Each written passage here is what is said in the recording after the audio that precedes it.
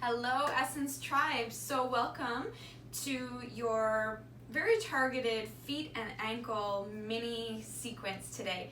So what we're going to do in each of these mini sequences is that I'm going to show you a couple poses to do that will target specific areas of the body, and then it will be your task or your job to find those poses in whatever sequence you like, whatever feels best with putting them together, and hold them for 8 to 10 breaths. If you want to hold them longer, you can, but ideally to get the most benefit, you'd stay there for 8 to 10 breaths and then move on to the next posture, and you can cycle through them as often as you like.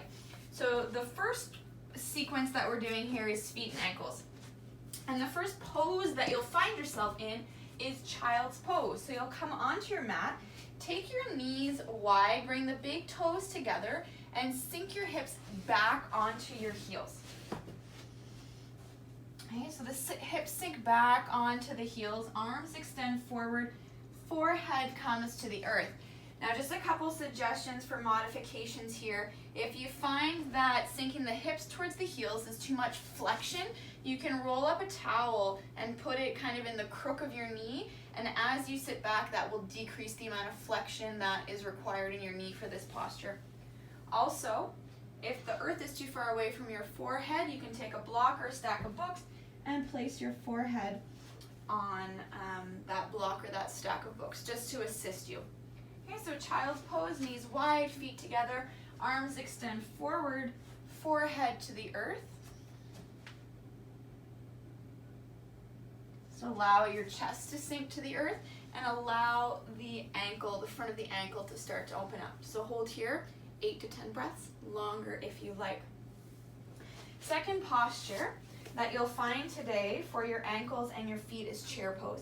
So take your feet hip width apart, really ground down through the feet. So big toe mound, pinky toe mound, and the heel.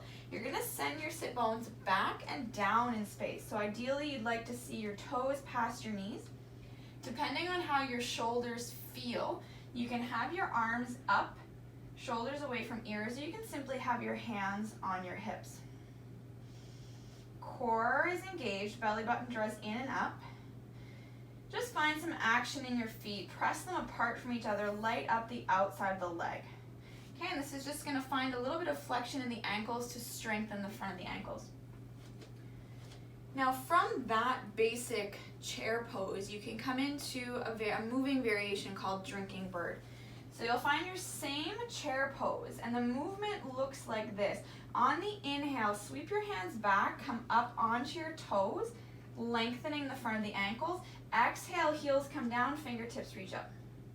Inhale, come onto your toes, arms sweep back. Exhale, down.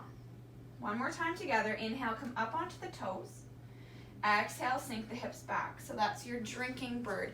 It's going to bring some movement into the ankle between extension and flexion and help to strengthen that area.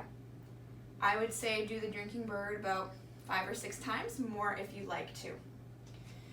Next posture that we'll come into, we'll come back down onto the mat.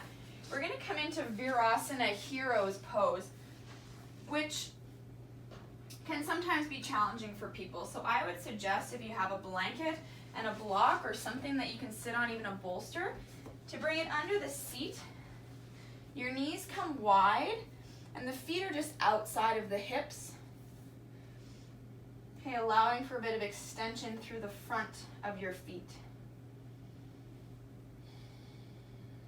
And if you can do this sitting on the earth, you can as well. Coming into hero's pose with the feet to the outside of the hips. Knees are pointing as far forward as you can. Spine stays nice and long, shoulders away from the ears. Okay, so again, just holding your Virasana hero's pose for about 8 to 10 breaths. Coming out of Virasana, you'll find toe squats. So yoga teachers like to call this toe torture. So it's good for the ankles, it's also good for the fascia on the bottom of your feet. Tuck your toes under and really scoot back, get the toes under, sink the hips down on the heels. So keep the heels turning in, squeezing them together, pressing back through the heels. Spine is nice and long, shoulders away from ears. Breathe into this. So you're stretching out the fascia, which is stretching at the back of the ankle, and then you've got some flexion in the front, some strengthening in the front of your ankle. Stay here. 8 to 10 breaths, and it's okay to take 2 breaths, come out of it, come back in it, another 2 breaths, etc. But try and accumulate 8 to 10 breaths in your toe squat. Next one is just thunderbolt pose. So it's different than Virasana in that the knees are together and the heels are underneath your seat this time. So it's adding a little bit of compression, a little bit of extra extension in the front of your ankle. Sit up nice and tall, shoulders away from ears. You can stay just like this for your 8 to 10 breaths. Or if you'd like to come into this a little bit deeper, just know why you're doing it, you can bring your hands behind your hips and lift the knees up, just stretching out the front of the ankles a little bit more. So keep your chest lifted as you lift the knees up. Good, and then come back. So 8 to 10 breaths in whatever variation. You can switch back and forth between the two. Last posture is happy baby. So you'll come onto your back, lift the soles of the feet towards the ceiling, hands come to the soles of your feet, draw your knees down. So the key here is to draw the toes down towards the earth. Whether you can grab the soles of your feet or not, maybe it's the backs of your thighs. Tailbone lengthens down towards the earth, draw the toes towards your knees. Flexion in the front of the ankle, extension in the back. Breathe. This is also giving you a nice groin stretch. So 8 to 10 breaths there in your happy baby, and you've got a nice little foot ankle sequence that you can work with to help strengthen and lengthen the feet.